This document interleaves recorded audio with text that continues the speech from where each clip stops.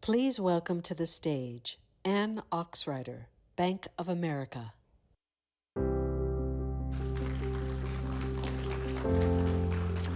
Hello, thank you for letting me come back up here again. And actually, this is for a really exciting opportunity and a privilege that I have to introduce three people who are going to share some really special work that they have been doing. I think we all have seen today, and we know throughout history what artists will do for us.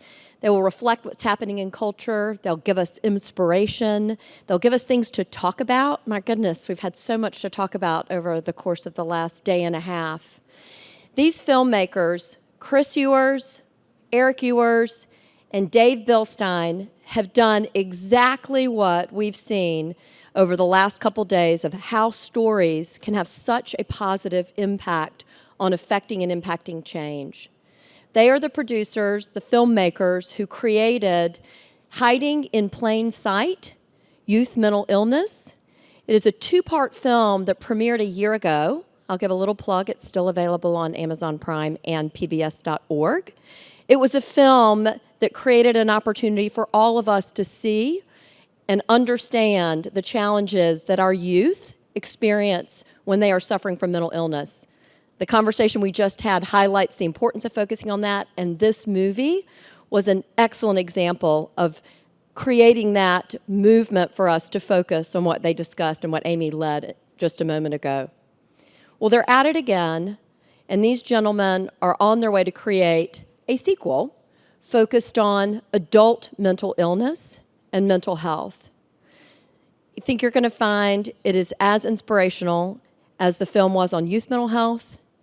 I am so pleased to have an opportunity to introduce them to you and get them to share a little bit about the experience and the journey that they've been on. So without further ado, I'll have Chris, Dave first, Chris, and Erik join us. Welcome to you both, all three of you. Thanks, Ann. And she promised me she pronounced my name one of the 5 wrong ways, and she did. It's David Bilstein, I'm the writer. And, but thank you. About a year and a half ago when our film came out, I was on a panel right next to here, and Patrick was next to me. And someone said at one point, "What do you do when you feel hopeless?" And I sort of paused and said, "Oh, I talked to that guy." And I think we all feel that way about Patrick. This film came together with a lot of help from Patrick, a lot of help from the Staglins, and a lot of help when our friend Ken Burns signed on to it. He's the executive producer. And Erik has edited for Ken for about 30 years. Chris has done cinematography for 10, 20, whatever. And I've known him for 50, what my wife calls very odd years. And so we knew the drill. We're doing a Ken Burns film. It's not mental health. It's not history. We're doing a Ken Burns film. So Erik and I started writing a script. Chris kibitz just a little. And at the end, we had a really kind of decent script.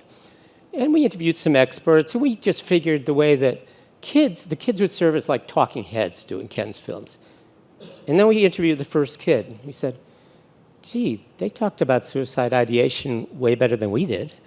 And then we interviewed another kid and said, "Wow, they talked about a psychotic episode better than we did."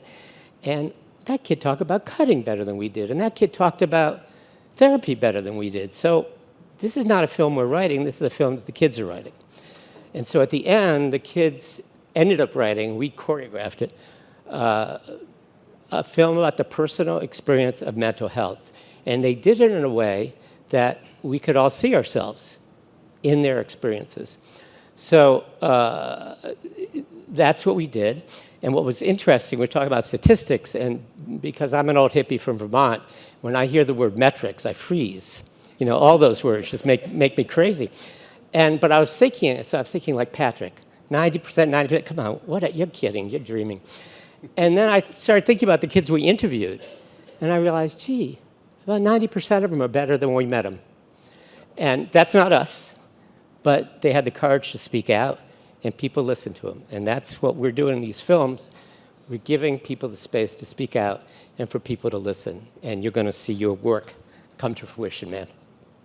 Well said, David. Oh, thank you. I'm impressed. Thank you. Right off the You cuff. must be a writer. No, I must be a writer. Yeah. Yeah, it's very hard not to be able to read it. Yeah. Thank you. To echo what David said, I just want to take a moment on behalf of our entire team to thank Patrick and Amy, who essentially have been our North Star, along with some incredible collaborators, the Staglins in One Mind, all the incredible people at One Mind, the CEO Alliance, Tom Insel, and several of you in the room today were instrumental almost 5 years ago in giving us a window essentially into a world that we were sadly really unfamiliar with, uneducated about.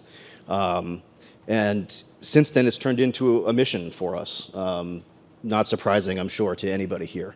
I think that our next endeavor, as David had spoken about, we are doing a follow-up film, which will be entitled very creatively, Hiding in Plain Sight, Adult Mental Illness. David wrote that. And we're going to use this film. So the first film we made, we all collectively decided that it didn't make any sense for us to shine or to look through the lens of the film and of lived experience at the system itself, best practices, our greatest failures to date, all of the various cogs in the sort of fragmented wheel, unless we first could collectively, as a nation, through the film and through our own experiences, recognize that we have a problem. We begin the film with a quote from James Baldwin that says, "Not everything that is faced can be changed, but nothing can be changed until it's faced." So the first film was entirely, our hope at very least, about normalizing the experience of mental illness through conversation, through public discourse, and who else was better to do it than the youth that we were so lucky to have in the film.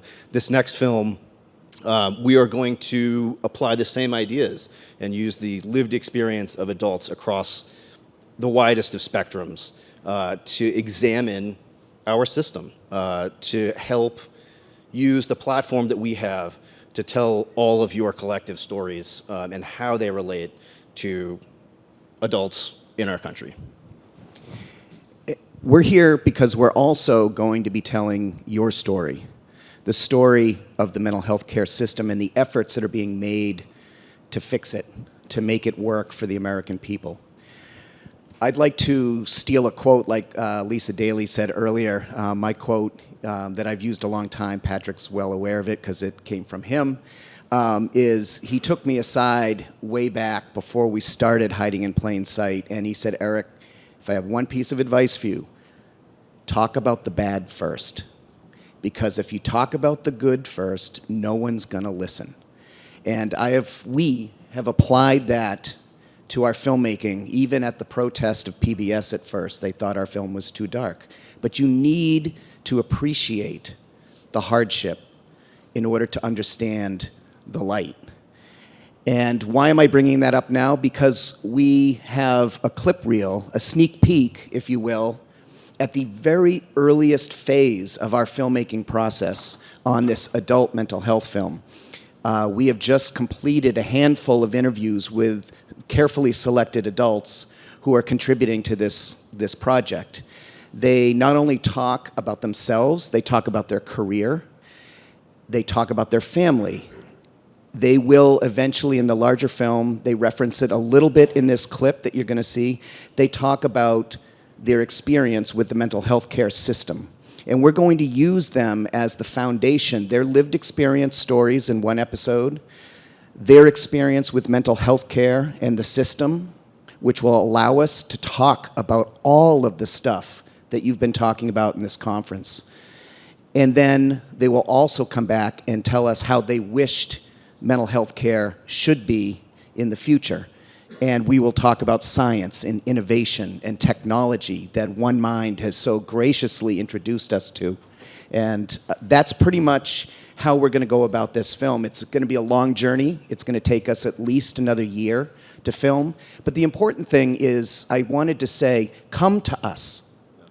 We're here to distill everything you're trying to do into a film that will help inform everyday people what's going on, of your passion and commitment to making our country a better place. That's part of this film, unlike the first. So without further ado, we'd like to show you our sneak peek, first people ever to see any of our work on this next film. Thank you.